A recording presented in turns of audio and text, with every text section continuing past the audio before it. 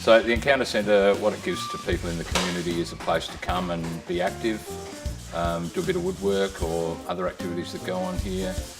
We've had quite a few people that have come here that have, lost partners and found themselves in a lonely situation and depression, and they come along. There's good camaraderie here, and everyone gets on and looks after each other, and it just helps people basically and gives them activity and learn new skills. So when people start here, basically they start in doing things by hand. My general thing is I put them sanding things for a day, and if at the end of the day they want to come back, then they'll probably do quite well here. And slowly, as people get confident, I introduce them to machines, and we spend a few hours on each machine, talking about the safety of it and the operating procedure of it. And if they're confident, and I generally say to everyone, if you don't feel confident, let me know. Don't try and brave it out, because we haven't had an accident here. I think we've got probably 9 or 10 machines in the machine shop, from planers to power saws to routers and bandsaws and sanding machines and drill presses. We've got a dust extractor set up on all our machines. It pretty much takes away between 80 and 90% of what comes off the machine, so the environment in the machine shop is very clean and quite dust free, and we make sure that we keep it clean. We have little ports on the floor that we can sweep up to, and it just sucks all that up. Toys we make here are wooden toys, cars and trucks and fire engines, and our flagship toy is our rocking horse, when we make a rocking motorbike, and just mainly fun, colourful things. A little while ago we had got a grant for solar power, and this is on the roof that we're standing under now. Prior to that we had only one sheet of the clear or the opal white sheeting in here, so the light was fairly low. We put another sheet in, and that's increased our light, so we don't have to turn our lights on as often as we used to. It has actually dropped the temperature in here over summer by probably about 2 or 3 degrees. We've had the whirlies installed in the roof, and basically they remove any hot air that's up in the peak of the ceiling. And the ceiling fans we have, just keep the air circulated.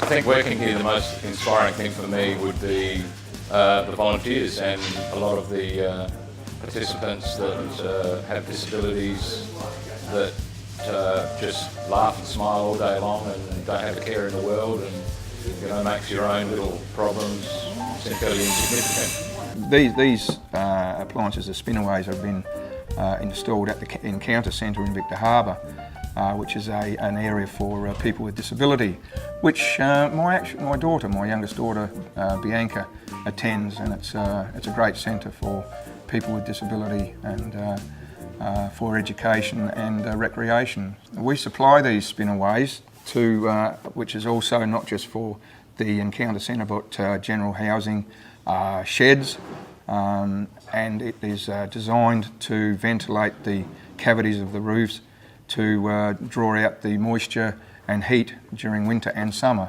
which will improve the cost efficiency of your electricity bills and cooling bills.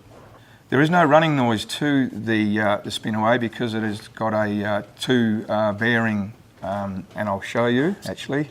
Very easy to spin, and takes little wind to make the spinaway work. The spinaway has been tested up to 60 degrees centigrade, and what it does is draws the hot radiated air that cavitates in the ceiling, draws it out of the ceiling through the system itself, which leaves the rooms below at a cooler temperature during summer.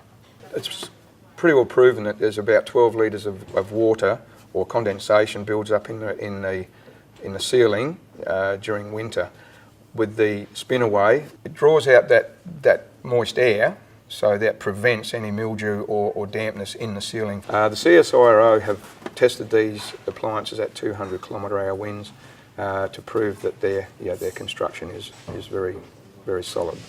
The spinaway can be installed on a tiled roof or any metal roof, any housing. and they can be installed by a professional, which is probably the recommended way, but if it's a handyman, DIY handyman, all the instructions are on the box, so as long as as long as they're adhered to properly, then there's no real problem about putting the spinaway on the roof. Right, after the initial installation or purchase and installation of the system, there is no running cost whatsoever, so it's a very efficient. Ever feel like reading your energy bill is like reading a foreign language? Don't feel bad, you're not alone. However, learning to read and compare your bills can save you a lot of money and help you to become more energy efficient. First, locate your last 4 quarterly bills for a complete picture of your usage over a full year. Find out if your center is responsible for all or part of the total bill.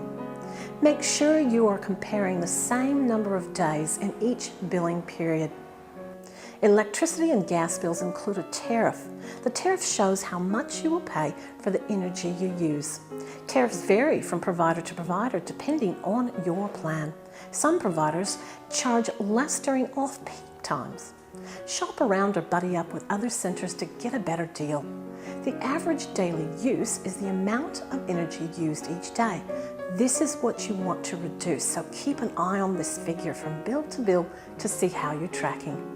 Use the same time last year figure to monitor any fluctuations in your energy use. The Bills Benchmark graph will help you visualize and track your performance against similar businesses. If you have solar panels and feed electricity back into the grid, the bill must show your solar credits. Check if the reading on your bill is based on actual meter readings or if it's an estimate. If the amount looks wrong, check the meter yourself. Take a date-stamped photo of the meter reading, so if there is a dispute, you will have some proof.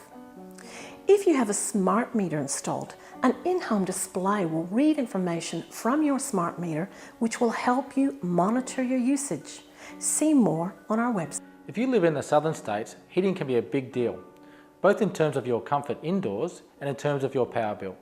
So let's take a look at the best energy-saving options for space heating. First is gas-powered ducted central heating. These units are very common and work well, but it certainly pays to shut off ducts in rooms that aren't being used. Electric radiant heaters are becoming more and more efficient, and they work best in small to medium-sized rooms. There are also split systems for heating and cooling. These units are very efficient and they have the added benefit of keeping you cool in summer. And then there's hydronic heating, where water is pumped around the building into discrete radiators in each room and through the floor. These radiators are warm to the touch, silent, and make the floor toasty under your toes. Also, they don't blow dust around, so great for asthma sufferers and safe for children. But make sure you do your homework. Some of these systems are expensive to install. Just make sure they help you save money in the long term. And to get the most out of your heating system, take care of the little things. Get your insulation sorted out. Keep the windows and doors shut. Get your guts sealed to cut off drafts, and be sensible with your heater. 18 to 20 degrees is as high as you should put your thermostat. Every degree above that is an extra 5 to 10% you have to pay for. And it goes without saying, rug up. There's a strong correlation between people wearing t-shirts in winter and higher energy bills. So do your best to keep those jumpers on, and your bank statement will thank you.